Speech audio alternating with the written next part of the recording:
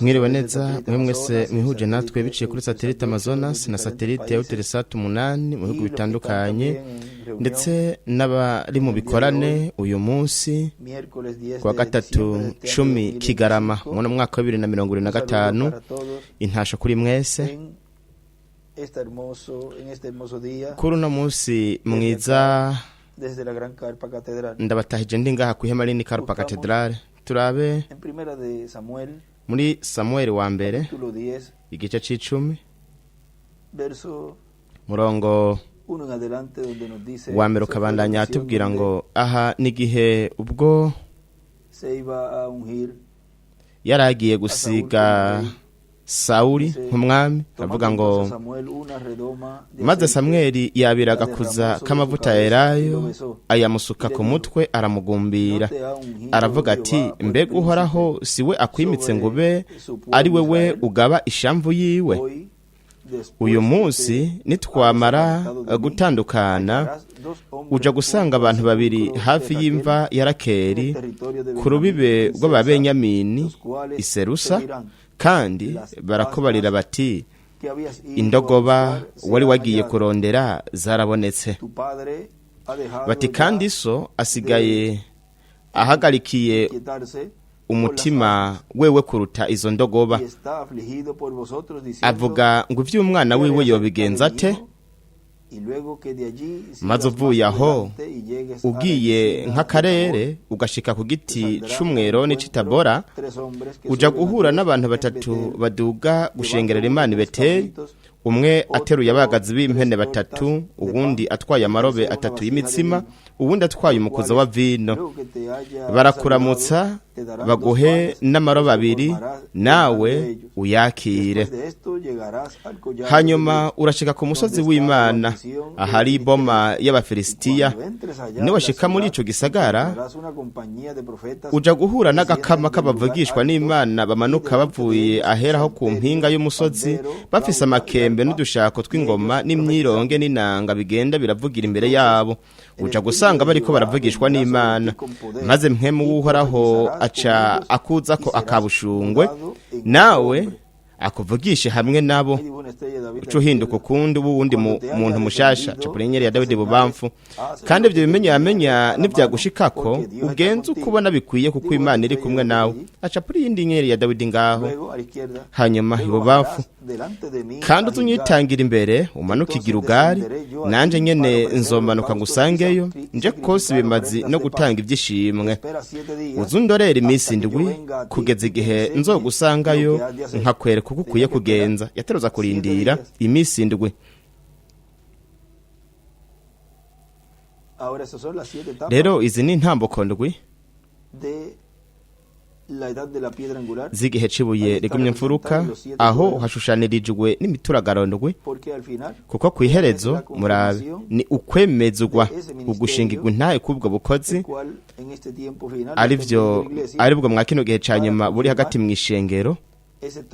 kugira ngo hemezwe ino ntebe y'ubwami ya Dawidi. Ivyo byari kuba iyo Sauli aza kumvira.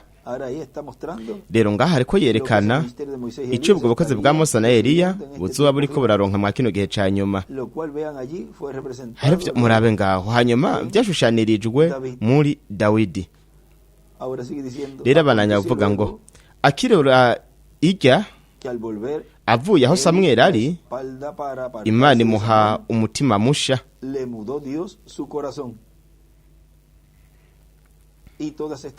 Maze kuri uwo munsi nyene vya bimenyamenya byose birashika kuvuga ngo ibintu byose Imana yavuze biciye muri Samuel bica biraba acapurenyeri ya Dawidi bubamfu.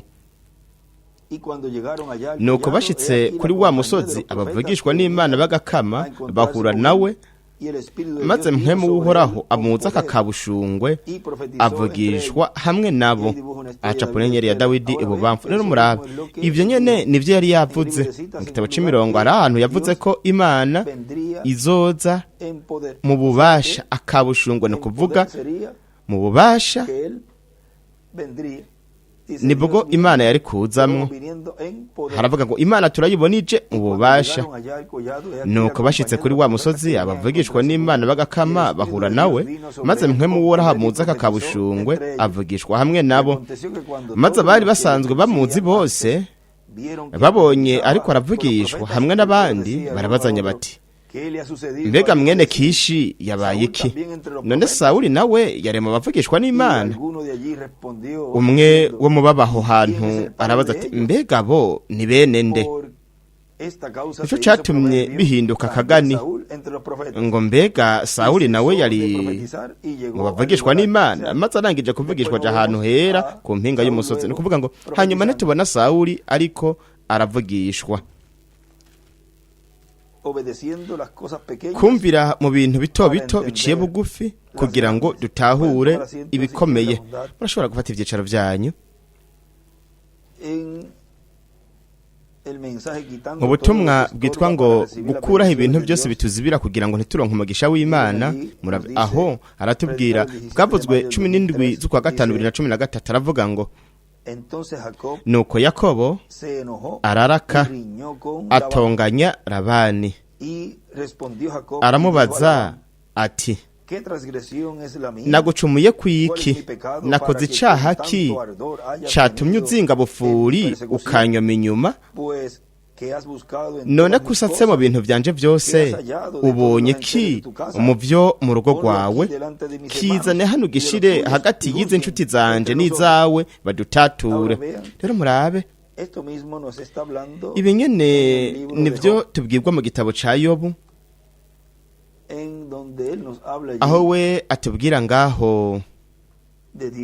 atubwira ku Mana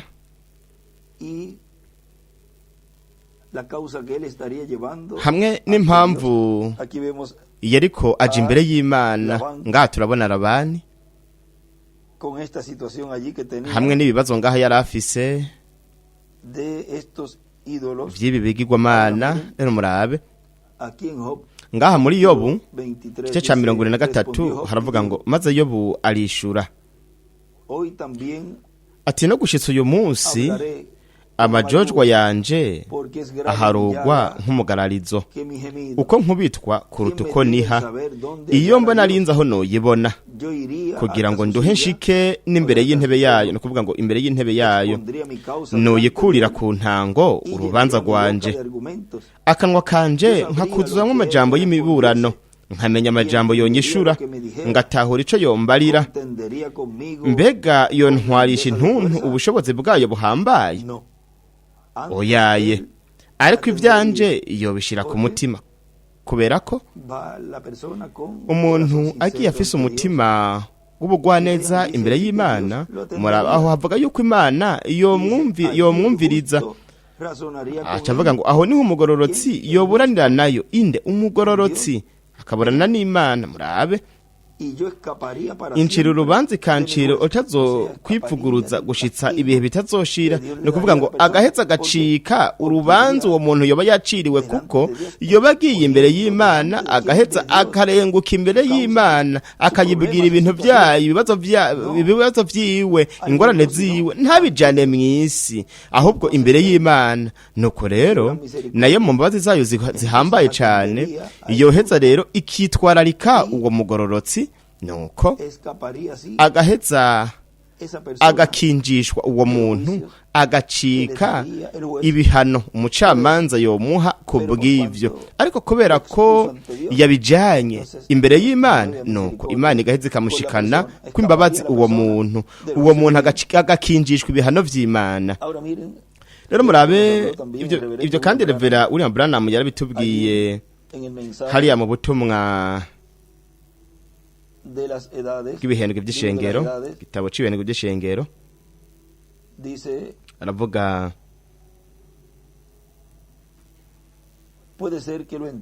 birashoboka yuko wewe waba watanzwe mu rupfu nk'uko yabikoze kuri Pawulo byoshoboka wewe ukaba watanzwe mu mibabaro nk'uko yabikoze kuri Yobu ubwo we nyene imbabazi zidasanzwe ashoboye byose ariko byose ni kubwihangiro runaka iyo ataza kuba afise ihangiro nuko rero iyo bari ukwega amadidana aho kuzana amahoro. Ihangiro ryiwe nuko tubabazwa igihe runaka hanyuma tukagirwa batunganye, tukimikwa, tugashigwaho, tugakomezwa, tukemezwa nk'uko Yobu yavuze ati we azotwumviriza, azotwitaho. Aho raca avuga aca asoma ca canditswe atazotwitaho ca kindi mpejeje gusoma Yobu 43:6. Murabona namwe nawe ubwiwe yarababaye, yize kumvira biciye mu bintu vyamubabaje. We muri ivyo bintu yagize ubutunganye kubw'ibintu vyamubabaje. Aca asoma icanditswe cyo mu Baheburayo 5:8, naho yari umwana yigishwa kumvira Imana n'ivyo yababajwe, kandi amaze guhingurwa rwose abera bamwumvira bose inyanduruko y'agakiza kadashira. Baheburayo 5 kuva ku 8 kugeza ku 9. Rero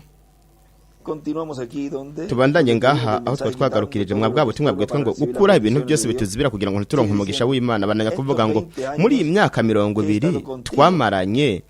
intama zawe n'impene zawe ntizaramburuye, amapfizi y'intama yo mu mukuku wawe sinayariye. Rero murabe namwe, murabe ibintu byose byabaye hano, murabe n'ingene ibyo byose ngaha byari ibintu byabazibirabo kugira ngo ntibakorere Imana. Nubwo Yakobo atarazi yuko umugore wiwe Rakeli yari afise ivyo bigirwamana, ariko murabe ibyo byose byarabahungabanije, ibyo byarababuza umugisha wuzuye uva ku Mana. Ariko ikindi gihe naho Yakobo yarafashe ibigirwamana abihamba munsi y'igiti, yitandukanye n'ibyo bigirwamana byose. Ningira akamaro cyane yuko buri kigirwamana cyose imbere y'Imana gikugwaho, buri kintu cyose gitwara kije mu bugingo bwacu ahari Imana yobugiyemwo, gikugwe mu bugingo bwacu, gikugwe mu mutima wacu, kugira ngo Imana ishobore kuba mu bugingo bwacu, mu mitima yacu, mu mwuzuro, kuko ubugingo ni intebe Imana ibako, si kugira ngo habe ikindi kintu kinyuranye n'Imana. Imana iba mu bugingo bwacu, mu mitima yacu. Izoheza rero izana imigisha y'Imana yasezeranye, yadusezeraniye twebwe. Murabe mwe ubutumwa bwitwa ikiyago canke ubusabane. Ngaha haratubwira Imana ishoboye kurungika ububasha bwayo mu ishengero, azoba ari kubw'ubuntu bwayo, atari kubwo kumvira kw'abantu. Yesaya yavuze mu gice ca 40:2 ati mukingura imitima y'Abisirayeli, mubabwire n'amajwi yuko igihe cabo cashikijwe. Kuvuga ko murabe namwe urabona ko ibintu byose Imana ifise mu mugambi wayo ibikora kubw'ubuntu bwayo n'imbabazi zayo, kubw'ineza y'abantu, kugira ngo ntihagire umuntu n'umwe yiheje icubahiro ngo avuga ngo oya nuko navuze iki. Nico gituma rero Imana yazanye imbabazi. Oya nuko Imana byayihimbaye, kandi yo mu buntu bwayo igaheza rero ikazana imbabazi kwihanga ryayo. Mu gihe aho Imana igiye guca urubanza, abantu nabo bakihana, nk'uko byabaye mu minsi hariya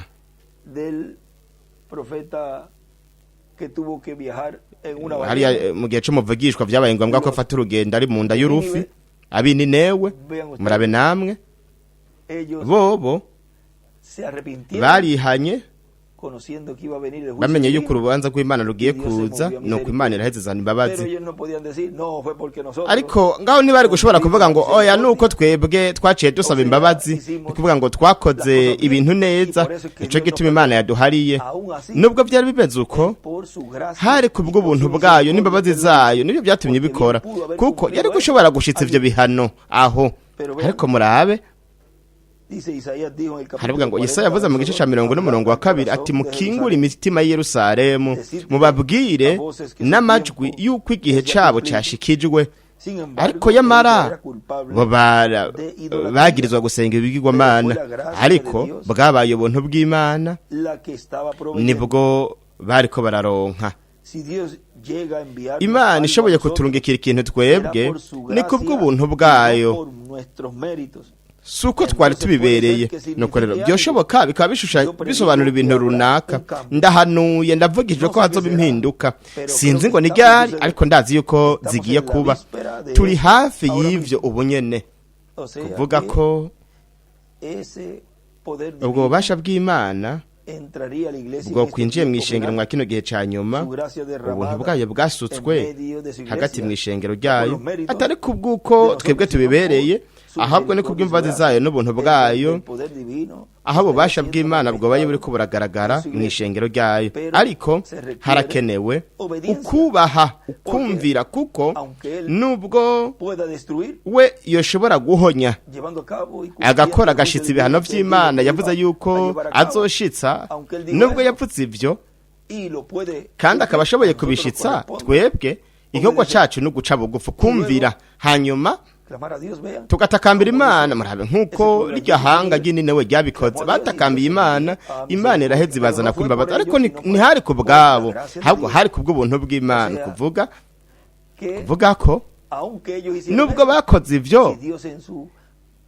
iyo Imana mu nteguro yayo ibifise yuko biba mw'ico gihe yari kubishitsa, nubwo vyari uko. Ariko murabe ngaho yahazanye imbabazi, kuko habaye igikorwa co kumvira mu bantu. Kuvuga ko ntaco bitwaye naho Imana yoba yavuze ati ngiye guhonyira ihanga, abantu bakwiye gukora uruhara rwabo bagenewe, nuko bagaheza bakumvira, bakubaha, bagaca bugufi. Nubwo yobishitsa mwami wavuze yuko uzobikora, ariko jewe ivyanje nabikoze. Kandi buri gihe Imana ni Imana igororotse. Rero ububasha bwo kwinjiye mu ishengero niko yavuze ngo turi hafi, ni kuvuga ngo turi ku rugi rw'ivyo. Kandi ivyo si bindi uretse ca kiringo cari kigiye gutangura. Ko murabe namwe uharuye uhereye ku ntumwa kugeza ubu, imyaka 2000 n'igihe ni nk'imyaka 2000. Nuko rero ni igihe kirekire cane, kandi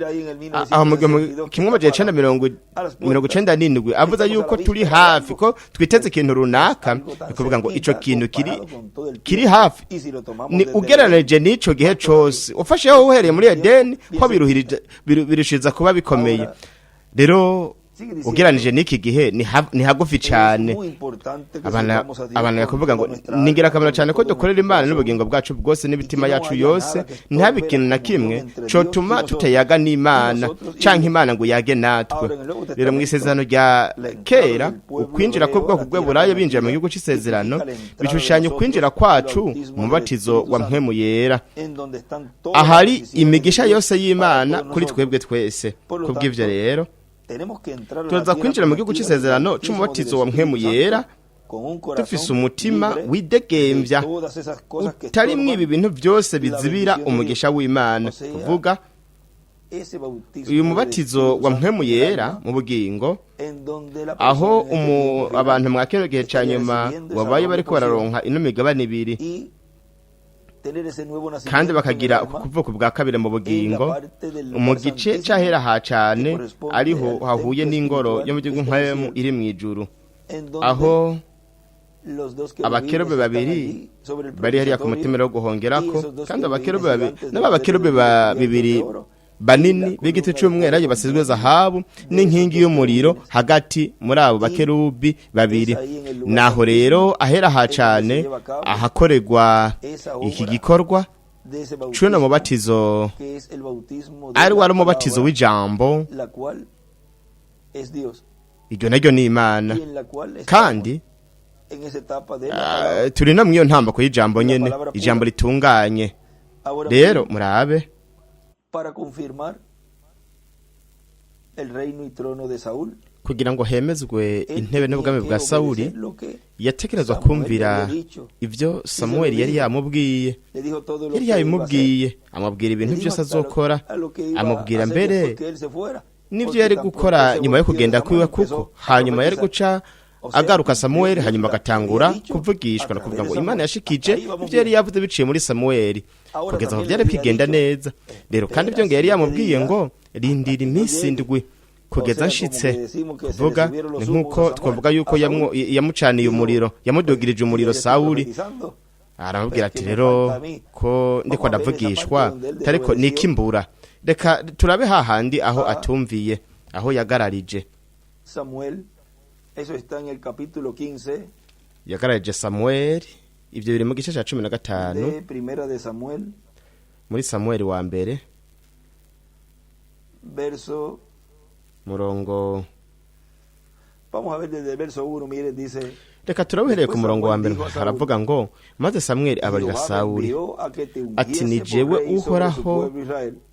yatumye ko kwimikisha amavuta ngo umwami w'abantu biwe b'Abisirayeli none rero ni wumva amajambo y'uhoraho mbega ninde yatereza kumvira Sawuli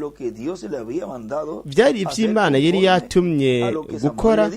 nk'uko Samuel yari yabimubwiye no kuvuga ngo Imana yavuze biciye muri Samuel amubwira amabwirizwa amubwira tuzokora ibi nibi no kuvuga ngo ninde yatereza kumvira Sawuli yatereza kumvira Samuel uko ni nako kandi murabe namwe mu gihe aho Yesu yageragezwa aho murabona ko Sekibi umwasi w'Imana yategetse umwana w'Imana nambura umwana w'Imana vuga ibuye rihinduka umutsima nambura umwana w'Imana ni wikororere hasi murabona murabe namwe yari yaje kugira ngo akore igikorwa kandi we yakurikiza ibyo data mubwiye ngo akore canke avuge ntiyategerezwa kumviriza Sekibi kugira ngo akore canke yumvire Sekibi kwari kumvira uwari yamutumye kandi murabe ngaha mu butumwa bumwe bwitwa ngo ibikorane amanama haravuga ngo nariya ku musaraba Satani n'abaherezi baravuze bati nambura umwana w'Imana ni wimanure ku musaraba nuko turaheza tukwizere wewe yari gushobora kubikora ariko aho yari kuba ariko yumvira Satani kandi we ntakora yisunze ijambo rya Satani urabona buri muntu wese yoshobora kuvuga ati ariko nakora ibi na biriya mwebwe murashobora kumva nk'ibyo nyene bamubwiye hariya Sekibi yabwiye Yesu hariya rero murabe ico avuga ngaho imbere gato abana nyavuga ngo we nakora yisunza amajambo ya Satani ahubwo we ashitsa ivy'Imana ivuze kandi buri musuku wese w'Imana akora nkuko nyene akaba umuntu yumvira nuko rero we wumvise amajambo nkayo ubuzi ahaturutse hariho nakuvuga ngo ayo makomantere ayo majambo ngo oya nakora ibi oya nakora biriya oya nakora ibi canke kubera kadakora ibi ariko kubera kadaheza ngo akora ibi na biriya ariko ariyo byasezanijwe ngaho ko bizoba kubera katabikora ngo rero ngaho ucumenya aho biturutse hariho kwa wa wundi nyene se wabo Sekibi murabona kuko ayo majambo avuga gute ati we ni wumva abantu nk'abo bavuga nkuko ubuza aho baturutse hariho kuko byose birisubiramwo mwa kino gihe ca nyuma ibyabaye ukuza kwa mbere k'umwami yavuze yuko bizobibangikanye muri byose no kurondera ngaho bisa n'ibyo nyene byaba bandi nk'abajya bariko baragerageza hariya Yesu canke umwe yagerageza hariya Yesu namwe iki gihe naho nico kimwe hanyuma nababa nabo nyene bavuga ngo namba ari umwana w'Imana niyimanure ngaho murabe nk'ivyo nyene ibisa n'ivyo hano kandi ibyo byose nka kino gihe ca nyuma biriko biraboneka byisubiyemwo no kurondera aho ivyo byose biriko birashikirizwa we ngaho rero ugacubona abantu ariko ni ya mpwemu nyene ya Sekibi iri mu bakozi mu bikoresho bitandukanye ariko ni Sekibi ubwiwe agerageza kugira ngo ntihashitswe amasezerano y'Imana uwo wese ariko aragwanya integuro y'Imana n'ivy'Imana yasezeranye mu kino gihe muraza haturutse hariho uwo wese bituma yavuga ngo mwene mabona igitero kizoza cerekeje ku ihema hamwe no ku bukozi ndetse no ku bantu bari ngaho ndetse n'ibintu byose bijanye n'ihema n'ikaropa katedrale we niwabona ico gitero nuko rero uzoca umenya yuko byose biri hafi rero ubuzogaba ico gitero agakora ico gitero haba ari bukwi na bukwi canke aciye ku bandi bantu mwebwe muzoca mumenya ahavuye nimwe mukoresha iyo ariyo kuko umwasi w'Imana niwe adashaka yuko ashitswa amasezerano cane cane iyo hariko haravugwa mu buryo bufoboye yuko hari imituragaro iri kiraturagara amajuru yayo kandi ko ari hishengero mu mugeni yoronkeye kwizera ko kunyakurugwa ivyo byose ihanga ry'Imana rirabizi ico gituma rigamye amajanja riragabye kandi nkuko icanswe ngaho cavuze ko iyi minsi itaza kugabanuka murabe byongeye kandi biravugwa ko n'abatoranijwe nabo nyene boshobora guhendwa ariko ntibazohendwa namba bo barazi baratahura umusigwa w'Imana wariwe kandi barazi n'amasezerano ariko arashitsa nka kino gihe ca nyuma rero murabananya avuga ngaha ngo 15 muri Samuel wa mbere umurongo wa 2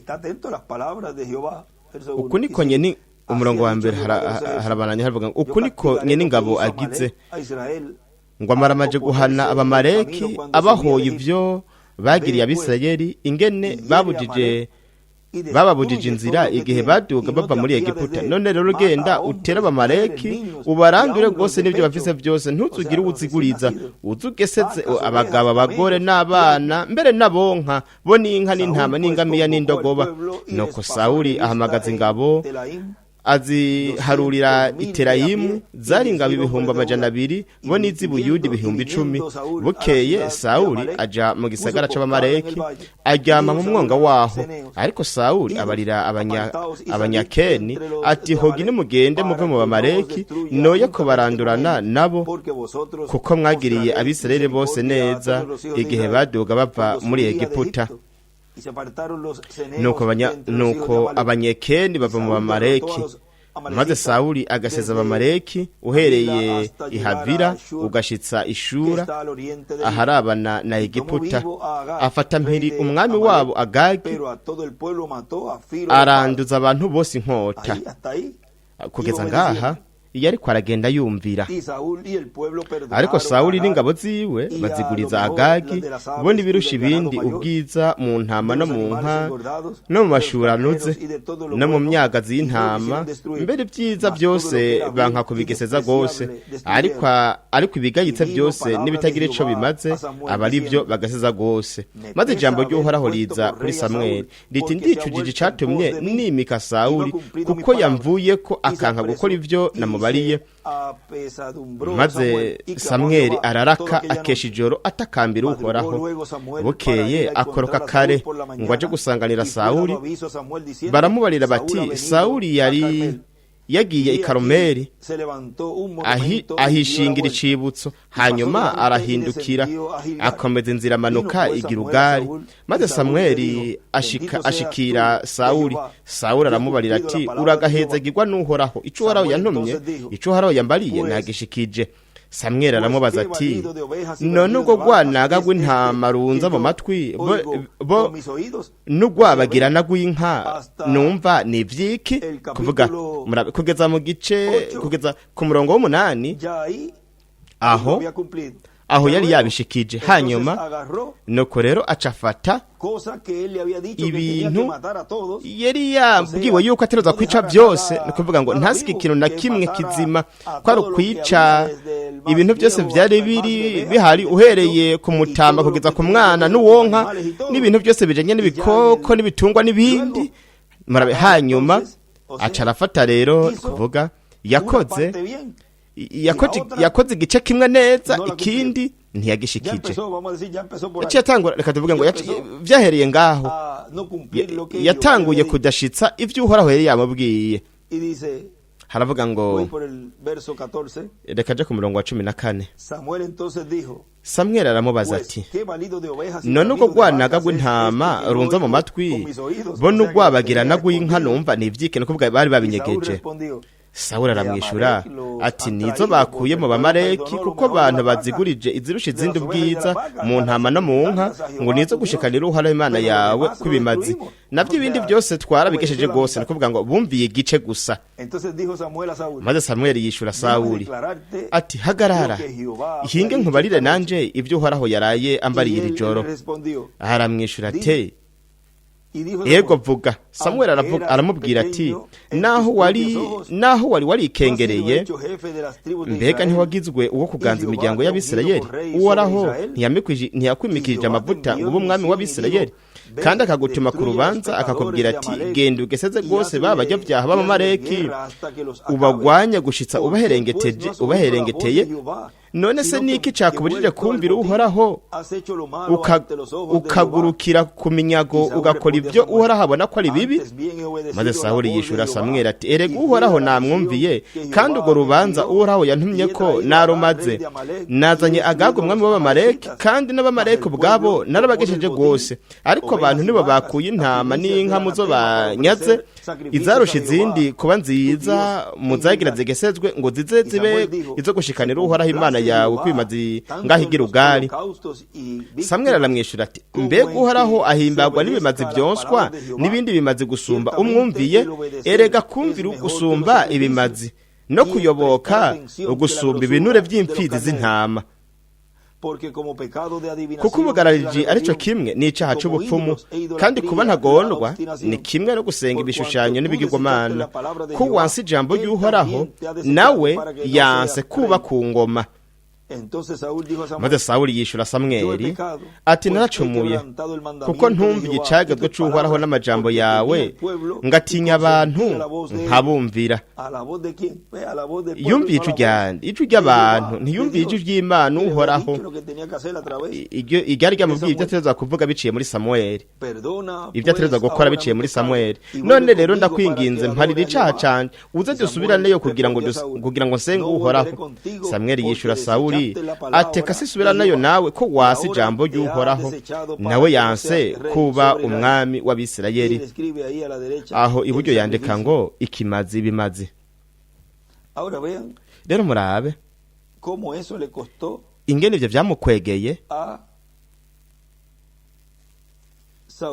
Sawuli vyamukwegeye kutemezwa no kuvuga ngo kudafatwa nk'umwami wa Isirayeli. Reka twegere imbere gato kuko aravuga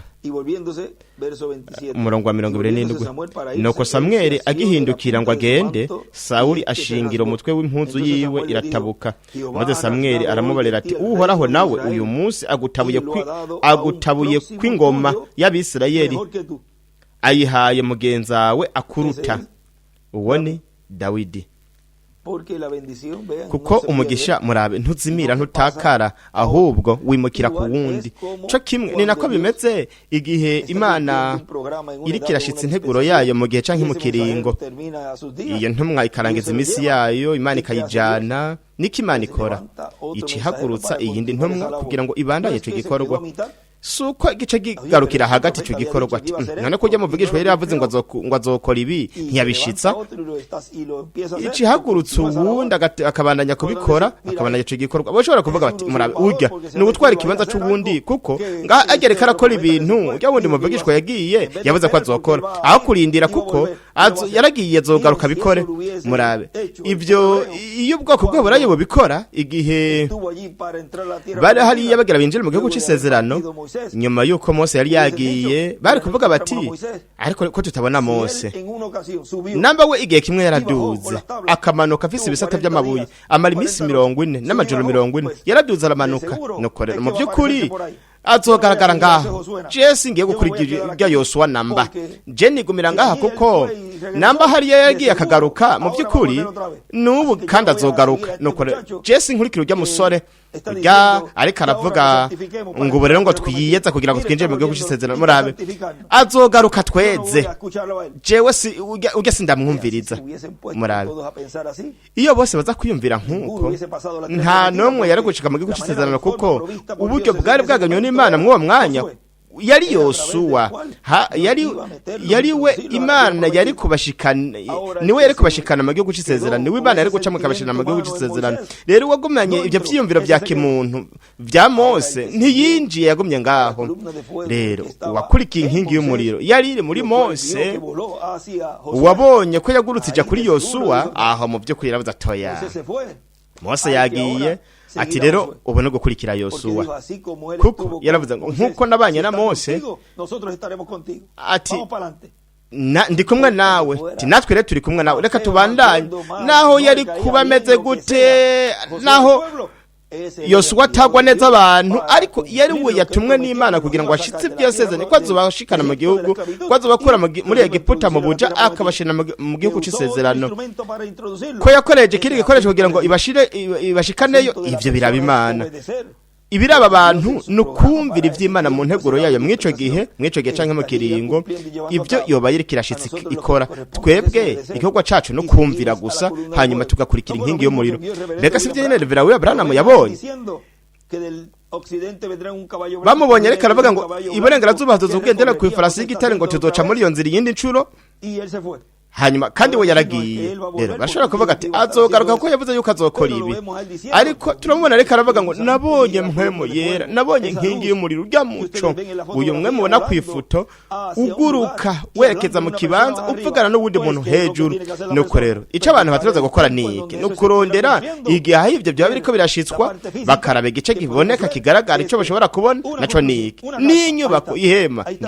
ngiri hema nuko rero batiraza kurondera igikoresho aha tumeze neza muri unyama nuko rero nivyo ushobora kubona rero mwami nyunguru gutahura nyunguru uburinganira kugira ngo mbone inkingi y'umuriro kiravugeresha uwo muntu ashitse byasezeranye biciye muri Revera Abraham nuko nanje ndamukurikire reka ndabe higege twikirizo naho yo bameze gute uwo ari we wese nabwo twujuje bisabwa ariko kumanaho arabyujuje nuwo rero kuko mwese Abraham yaragiye mwese Uriya yaragiye nuko rero nukurondera ninde uwatumwe n'Imana kugira ngo ashitse isezerano kuko nirizokorokera hasi ijambo ryawe ryazanwe nabo hatuza kuba umuntu arishitsa no korera umuntu akacaraba higa igitwikirizo ati n'uyu ni wazoshikana jewe mu mubiri mushasha nk'uko ubishitsa mwami jewe ndavyizera kandi ndakumvira mwami umuntu rero agaheza akakira mu yandi majambo imigisha iri muri iryo sezerano yari yarasezeraniye ihanga ryayo yuko izokora mwa kino gihe ca nyuma rero murabe we ngaho yari gushobora kwemeza atari we gusa ahubwo n'urubyaro rw'uwe rwose yari kwitwa intebe y'ubwami ya Sawuli aho kwitwa intebe n'ubwami bwa Dawidi rero ibintu byose yahombye Sawuli byose yabihombye kubwo kugarariza yubashe igice kimwe gusa kugeza mu gice runaka byari bimeze neza hanyuma atangura guharira umuntu umwe afata n'ibintu atabwiwe yuko yokora aho rero ukugarariza naho kwahereye rero wabandanya avuga ngaha mu butumwa nariko ndasoma gukuraho ibintu byose bituzibira kugira ngo ntituronke imigisha y'Imana cyo gituma ubwoko bw'Aburayo buri hariya mu gihugu cy'isezerano bategereza kwitandukanya n'ibintu byose byazibira kw'Imana igirana ikiyago nabo ibintu byazibira ko umugisha w'Imana uza ku bantu nuko rero buri wizera wese akaza buri mwana wese w'ubwoko bw'Aburayo rero mwisezerano rishasha natwe dutegereza gukura mu bugingo bwacu mitima yacu ibintu byose by'umuntu wa kera kugira ngo bibe ibintu by'umuntu mushasha aba ari byo bigaragara muri twebwe kugira ngo Imana ibe muri twebwe kandi hatse imigisha yose y'Imana kuri twebwe uni wa murongo twasoma ku wa mbere mwacakiyago twagira papuro kwa 19 umurongo wa 844 ahatubwira kuri ibi bintu bito bito murabe ariko nivyo ngira akamaro cyane nubwo ari bito bito yaravuze ngo twatereza kubaho turengeye bijya byo kwimwesha imishatsi n'ibindi nk'ivyo mwakino gihe kuko uyu munsi Imana irikira hishura amabanga yacitswe mu gitabo uhereye ku vize tarashirwa hifatiro kandi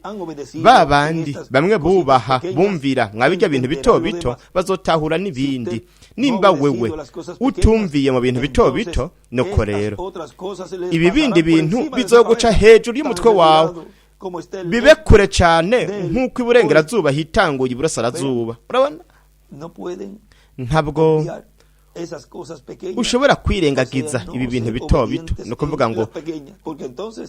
ntube umuntu agarariza muri ibi bito bito kuko ntiwoheza ngo utahure ibintu bikomakomeye ntiwotahura imituragarongo ntiwotahura ukuza kwa kabiri k'umwami ntiwotahura ibanga ryo kwizeraho kunyakurwa n'ibi bintu byose ntiwoheza ngo bitahure nuko ibi bintu bito bito bigaheza bikabera umuntu ikibazo gikomeye cyane kubera iki kuko atoheza ngo aronke hanyuma imigisha y'Imana iza muri bino bintu bikomakomeye Imana ifitiye abana bayo rero abana kuvuga ngo kandi ishengero naryo nk'umubiri w'ibanga w'abizera ritegerezwa guhindira hanze ibintu byose birizibira ibintu byose binyuranye n'ivy'Imana igomba ritereza guhindira hanze imikorere y'amadini kuko iyo iratuma